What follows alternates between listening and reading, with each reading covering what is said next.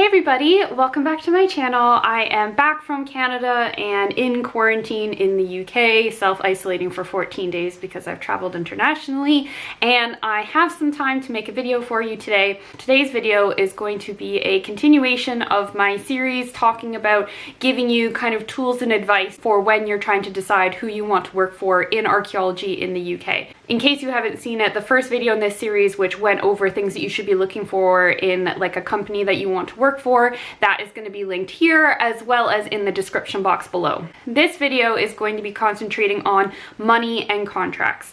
I have already talked about in a previous video about exactly how much archaeologists tend to get paid in the UK, so that is also going to be linked in the description box below if you're looking for the specifics. But today we're going to be more talking about differences between different companies and what they charge and what you should kind of be looking for when you're looking at salaries and contracts and the specifics.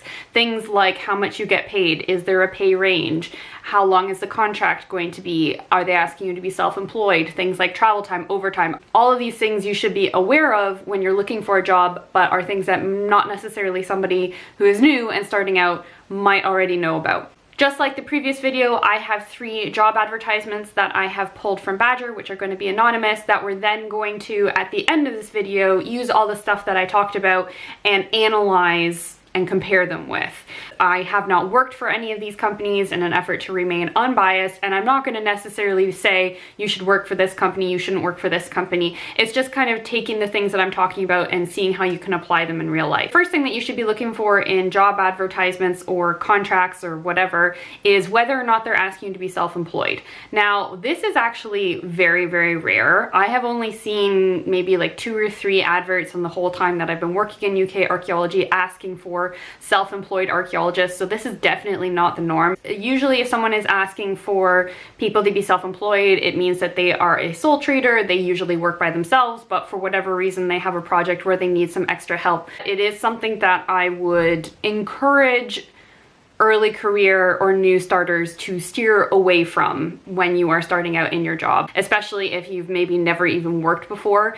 Being self-employed is a lot different than being employed by a company. It basically puts the onus on you for a bunch of things that a company would normally take care of, such as figuring out your insurance, figuring out your tax, paying for PPE, potentially figuring out accommodation or travel or whatever. Generally not something I would ever really advise for someone unless they are very comfortable with things like that or really want to do some accounting with HMRC at the end of the year. I will say as well that if you are someone who maybe hasn't had much luck in getting a job and are thinking, oh, I could just be self-employed, that's also not going to work, because the people that are working as sole traders who are self-employed are people who previously worked in archaeology for archaeology companies, probably for a few decades, and they are experienced enough to be able to handle a contract on their own, to know all of their obligations when it comes to the law, to know how to successfully bid and tender for contracts and deal with clients and all this kind of stuff. There's no way that anybody just starting out in archaeology knows that, so you are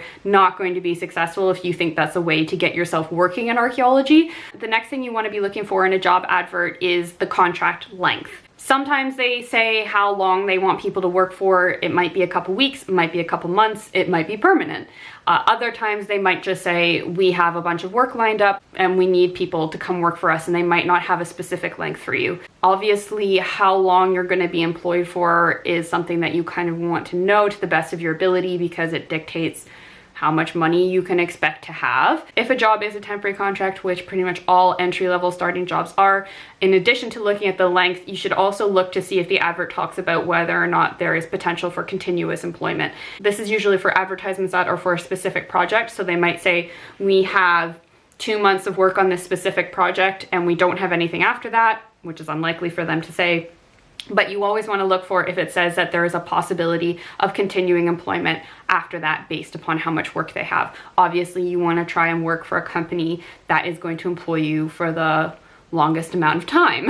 So salaries, also bonus packages. Obviously, when you're looking at advertisements, you should not limit yourself to only one company. You should be looking at multiple advertisements and you should be comparing the salaries for each of those companies. This is especially fun because not everybody advertises salaries in the same way always. I know as well, as a Canadian coming to the UK, it was very different for me because in Canada, we kind of list jobs by your hourly wage, whereas in the UK, they list it by your yearly annual wage, which for me, especially on temporary contracts, I find quite misleading because the chances are you're not going to be continuously employed for a year to make that specified amount in the advert, but that's just my own personal bugbear about it. I would recommend, in addition to just comparing the actual annual salaries to themselves, finding somewhere online that will actually break down for you how much money you can expect to receive in your pocket after tax, national insurance deductions, pensions, etc., in addition to showing you how much you're going to be making on a monthly, weekly, daily, and hourly basis. This will help you get a little bit of perspective, especially when you're wanting to compare it to something like either the national minimum wage or the national living wage. Every company I've worked for in the UK pays you on a monthly basis as well. This is another difference from working in Canada where you got paid every 2 weeks. So that is something to consider as well. You get one lump sum every month and you have to make it last for the rest of the month. So that might have an impact on your budgeting. I would say that in general, most companies tend to be around the same wages. There might be a difference of like 50 or 100 pounds. The only way I would say you would have a significant difference between entry-level jobs is depending on if that job is located in London. Because London is a very expensive place to live and stay, generally jobs that are located there will have what's called a London weighting to the salary. So it might be as much as like £1,000 more, which to you, you might think, oh, that's great. That's an extra £1,000 in my pocket in comparison to working out in the West Midlands or something. However, if that's the case, I would encourage you to work out how much more expensive it would be for you to live in London to work for that company than if you were working in the West Midlands when you're looking at things like rent and the other costs of living, because it might end up being more than that £1,000 a month that you're making extra. Some companies, and these tend to be the bigger companies, will offer bonus schemes for their staff. And they will advertise that in a job advertisement because obviously that's something that people are always going to be like, ooh, extra money, that's great. Which is great. It is nice to get bonuses, but I would advise that either at an interview or if you're inquiring about the job or you know somebody who works there, to ask what the conditions of getting that bonus are. It's not like I got the job, I get bonuses automatically. It could be that those bonuses are related to specific sites and jobs where they're depending on getting a bonus from a contractor. It might depend on something getting finished early, which is not always guaranteed because archaeology is unpredictable. It also might be something tied to how long you work for the company or how long you work on a specific project. For example, some companies do an annual bonus scheme, and in order to be eligible for that, you will have to have worked for them for a year. Sometimes they might require you to be on a permanent contract in order to do that. So always find out those specifics and don't depend on the fact that just because they talk about it in their advertisement means that you're automatically going to be getting extra money. Overtime is another thing that you should always be looking into. This is something that is, I don't know if I'd say standard, but is fairly frequent in archaeology, especially with the amount that we have to travel to get to sites. Similar to bonuses, just because they talk about overtime in an advertisement, that does not mean it's a given. It also doesn't mean that they can demand that you work overtime. So you should always inquire about the specifics of that if they are saying that you're going to get it at that job. And overtime works differently at every company. So for example, I worked for a company where we were working 50-hour weeks, 10-hour days, 5 days a week. And then in addition to those 5 days a week that you're working Monday, Friday, there was an option if you wanted to volunteer, you could work Saturdays, which would be another extra 10-hour day, which would bring you up to 60 hours a week. Everything up to 40 hours of that week was paid your regular pay, and anything above 40 hours got paid time and a half. They also had stipulated in their contract that if you were asked to work on a Sunday, you would get double time. Always ask what or look at what their overtime rates might be. Some companies might do something different. Instead of offering overtime for when you're working over 37.5 or 40 hours a week, they might offer you instead what's called TOIL, which is an acronym for time off in lieu. And the way that this would work is that, say say you end up working throughout the week the equivalent of an extra day. Instead of paying you overtime for that, they give you basically a paid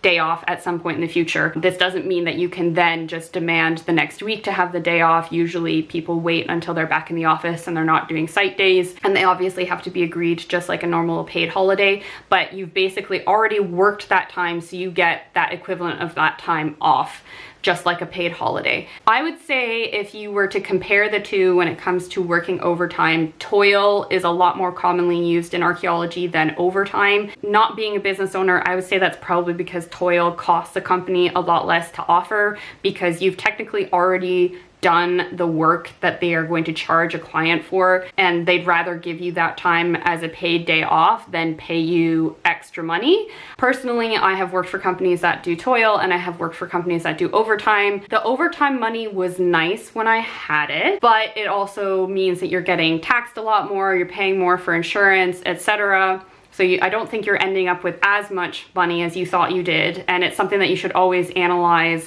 how much it's worth. You also have to think about it in terms of your mental health and the amount of time that you take off.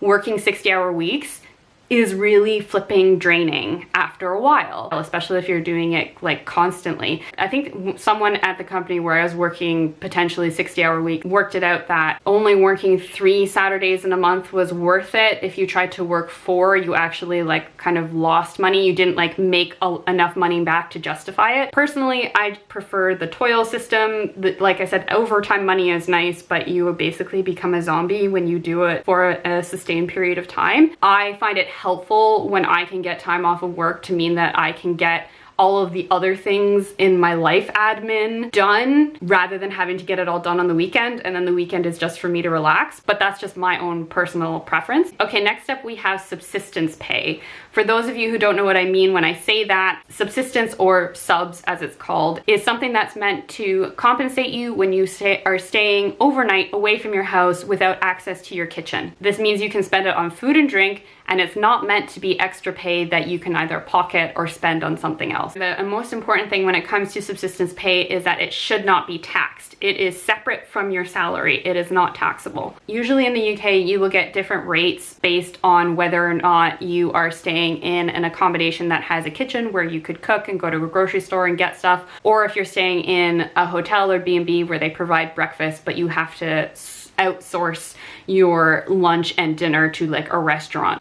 Again, everybody does it differently. Some companies might give you cash in hand at the beginning of the week. Some of them might add it as a separate payment on your paycheck. I have worked for some companies where the way they do it is you basically go out, eat, collect all your receipts, and then you submit them at the end of the week or month or whenever you're back in the office, and you will be either paid the full amount that you spent or up to the amount that you've been allotted for your subsistence. For example, you spent £20 on dinner, but your subsistence pay is £15. They would pay you up to £15, and then the rest of it would have to be paid by you. And alternately, if you only spent £10 on dinner, but your allowance is £15, some companies might give you the full £15, some might only give you the £10 that you spent. I would highly advise avoiding companies that don't pay you the fully allotted amount of your subsistence pay. So the company that you spent £10 on dinner, your allotment is 15 and they only give you 10. If you have no choice but to work for that company and you really want to work for them, then make sure that you are spending the full amount of your allotment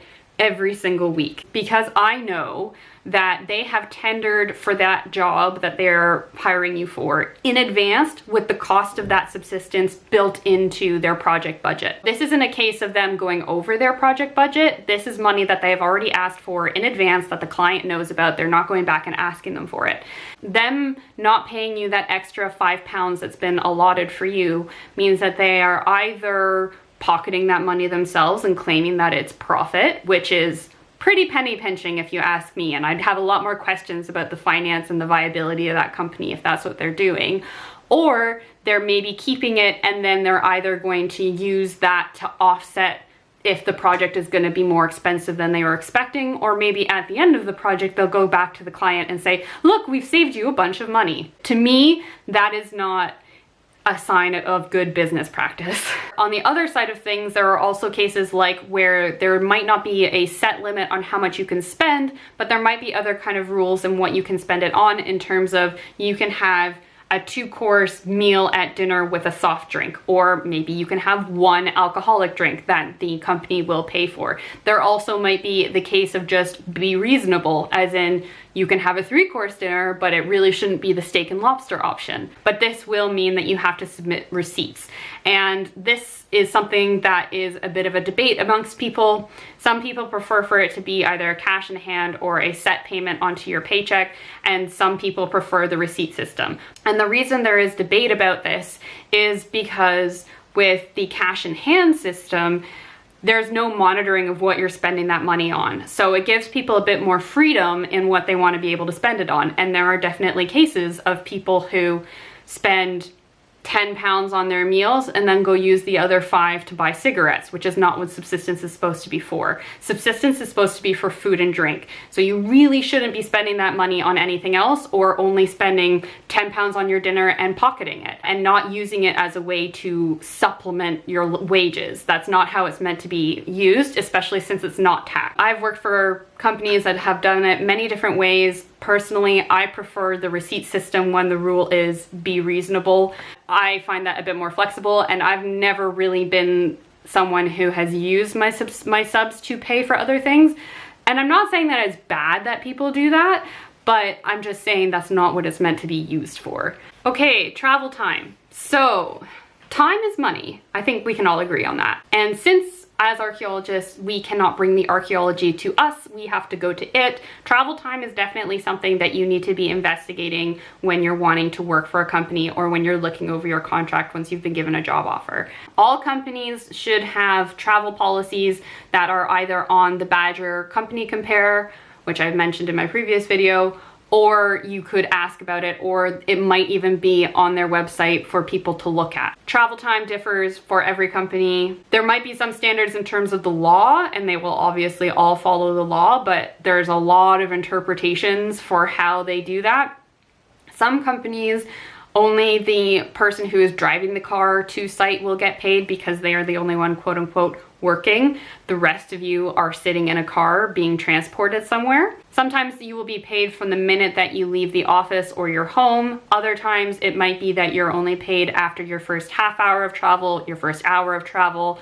You might also sometimes come across people who pay by mileage. So once you travel over a certain mileage, then you get paid for travel time. It really is something that is specific to each individual company. It's also worth noting that most of the time travel time is calculated from when you leave the office, as in they would expect you to get to the office in the morning and then you get picked up, and then it's calculated from when you leave there to whenever you get to the job site.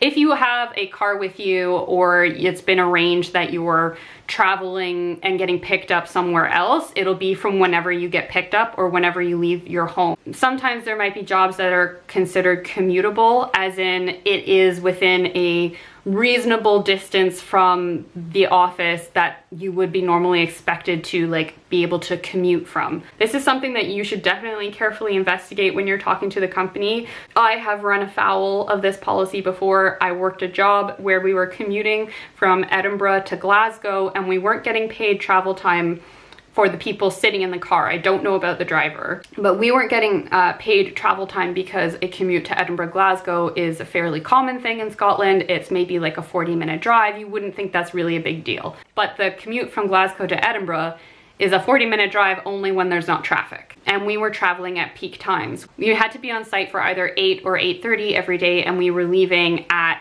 4:30 every day, which means we were in peak rush hour traffic every day, and a 40-minute ride either way, which works out to an hour and 20 minutes a day spent in a car, would regularly balloon into somewhere upwards of 2 to 2.5 hours sitting in a car in traffic, which is especially onerous on the way home from work when you're smelly, dirty, and there's 5 people sitting in a 5-person car. It can get a bit cramped. So personally, that is something to definitely look out for when you are reading about travel policies or what specific projects you're going to be on. All right, holiday and sick pay. So every company that works in the UK will obey the UK law regarding holiday pay and sick pay. Everyone I've talked to from Canada thinks that the amount that we get standard for holiday pay in the UK is ridiculous. In Canada, it's about 2 weeks a year. In the UK, it's 28 days a year, our standard holiday. I think 8 of those days are statutory holidays like Christmas, etc. And then the other 20 are extra for whenever you want to take a vacation. And the same thing goes for sick pay. They will follow the UK law.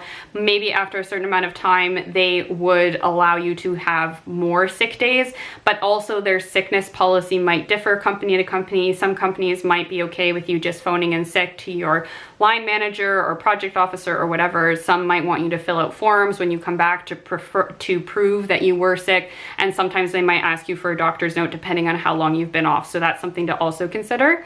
Last but not least, pensions. Similar to holiday and sick pay, all companies in the UK will follow or should be following the UK law when it comes to pensions, which has moved to an auto enrollment system to try and make sure that people are getting pensions, which is good. But again, at the lower level temp contracts, you might not get these right away, because I think if you are going to be working for someone less than 3 months and they can prove that, they might be able to delay your auto enrollment, which kind of makes sense, because if you're jumping from job to job and project to project, you don't want to be having like 6 different pension pots that you then have to collate or collect or look at. But at the same time, I would always advise that once you are comfortable in a job, you're staying there for a prolonged period of time, do not delay auto enrolling into your pension just because you think, oh, I might need that money now.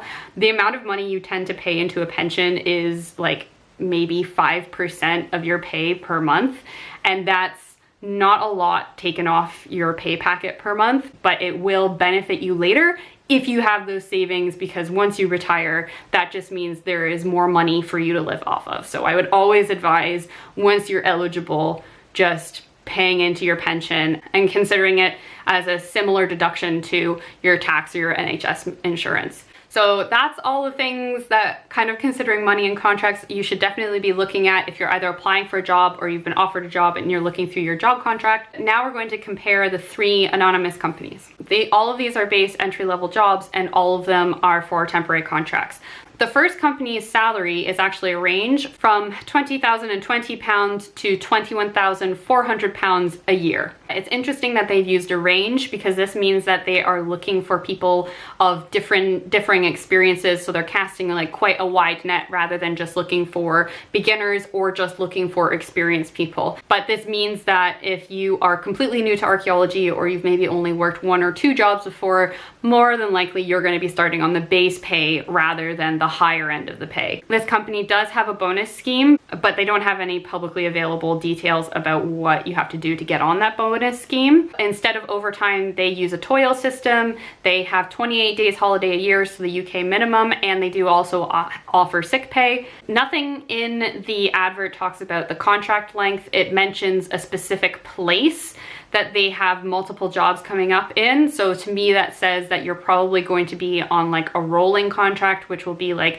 a set amount of time, say 4 weeks. And then after that, they'll reissue you a contract or a job offer, like either week on week or month on month. Nothing on the advert talks about what your travel time is or the specific subsistence amount, besides mentioning the fact that they do offer subsistence. And personally, I could not find on the Badger Company Compare profile for this company anything about it. So that's definitely something to ask about when you're either inquiring more about the job or looking at the specifics of a contract. The second company's salary is £20,163 a year. So more than the base pay of the first one, but it's not a range. So I don't know if there's flexibility there where if you have more experience, maybe you could ask for more money. Generally, if they don't have a range listed, I would assume that you can't. But they do say in their advert that they are looking for people with at minimum 3 months of experience working in the UK. So that will be why it's maybe slightly higher than the other advert. Similar to the first one, the contract length isn't listed, so they probably have a couple different projects. They're not sure how long they're gonna have work for, so you'll probably be on a temporary and then rolling contract. They do mention subsistence, but their rates aren't listed in the advertisement, so I went to their Badger profile, which says that their rates are between £15 to £25 a night away, which is actually probably on the higher end of what you typically get for subsistence in archaeology in the UK. Their travel time overtime policy is that you get paid after the first hour of travel away from the office. You also get 32 holidays a year instead of the standard 28. If they are asking you to work weekends or bank holidays, they will expect you to take it as toil, but you will be paid time and a half for that time that you are working. So that's kind of a good mix, I think. The last company we're going to look at, their salary listed is £20,475. So this is the highest base pay of the 3 adverts we've looked at, but it's not like thousands of pounds more, it's a couple £100 more. And I think it also comes out somewhere else, which we will talk about in a second. The contract length is actually listed on this advertisement. It's for 2 months, but it also does say that there is a possibility of continual work after that. Now, the subsistence pay here is £10 a night. So this is a good example where it pays to look at all the details of these things, because the previous advert that we looked at had slightly less pay, but they had more subsistence pay for you overnight. So that's definitely something to consider, because even though this third company does live in a specific geographic area of the UK where the cost of living is not as high as somewhere like London, £10 a night is still not a lot to get you by, in my experience, if you're wanting to get a full meal that actually leaves you going to bed not hungry. This company calculates their travel time based on mileage, and they divvy it up by how much you travel. So if you travel a certain amount, you get £10. If you travel the next increment up, you get 15, 20, etc., which is fine because at least they're giving you like decent travel pay. But I would always be reluctant about that because of my experience with my commuter job, where we were traveling a set distance, which would work for this job, but it doesn't account traffic and how much time you have to spend on the road. You need to think about that in terms of how much time you get paid per hour versus the mileage. And if the mileage is more than what you get paid per hour, fair enough. But if you're going to be spending 2 or 3 hours in traffic a day and you're only getting paid the minimum mileage, you might end up getting paid less for that mileage than what you would have made in a 3-hour hourly rate, if that makes sense. Sorry. The holiday pay is the standard UK 28 days. There's no extra days. In terms of overtime, they usually pay time and a half when you're working over 40 hours a week, and it says nothing about toil. So I'd assume that if they do overtime, they pay you the time and a half, and they probably don't do it very regularly. Most companies that are bigger tend to offer toil rather than just overtime, probably because they very regularly have people working overtime, whereas smaller companies, that might not be the case. All right, so that's the 3 companies. As you can see, the difference between the base pay for each of this is not hugely different, but there are quite a few differences between what they do offer to staff in terms of subsistence, travel, etc. And so these are always things that you should be looking at. As per usual, I hope this video has been helpful for you guys. Next video is going to be on accommodation and benefits, and that should be the last one in this series. I tried to be as thorough as I could today, but there's always stuff that I might not cover because I just didn't think of it. If you have any questions about this or any of my content, please put them in the comments down below and I will do my best to answer them for you.